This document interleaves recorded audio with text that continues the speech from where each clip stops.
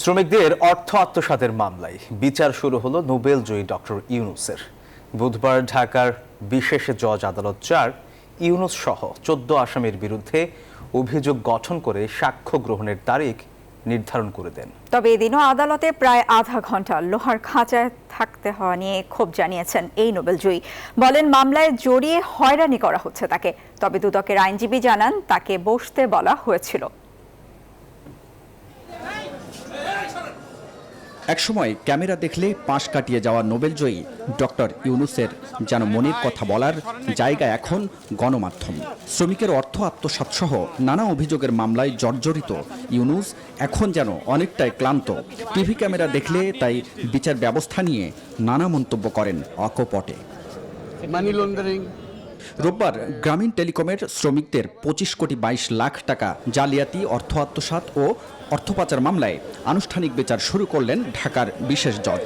এ সময় আদালতের লোহার খাঁচায় অন্য আসামিদের সাথে প্রায় আধা ঘন্টা থাকেন এই নোবেলজয়ী। বিশ্বমানের থার্মিক্স রড, সালাম স্টিল থার্মিক্স, দেশের একমাত্র থার্মিক্স রড। বিষয়টিকে পশুসুলভ আচরণের সাথে তুলনা করে ইউনূস বলেন, কোনো সভ্য সমাজে এটা চলতে পারে না। যার বিরুদ্ধে একটা কেস হতে যাচ্ছে তাকে খাঁচায় নিয়ে যাওয়া, এটা আমার কাছে অত্যন্ত অপমানজনক। যে বিষয়টা পর্যালোচনা করা হোক। একটা সভ্য দেশে কেন এরকম হতে যাবে? কেন একজন নাগরিককে খাঁচার ভেতরে পশুর মতো দাঁড়িয়ে থাকতে হবে?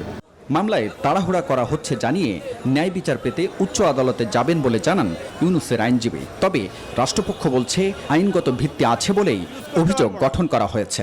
আমরা ন্যায় বিচার পাই নাই, উচ্চ আদালতে যাব।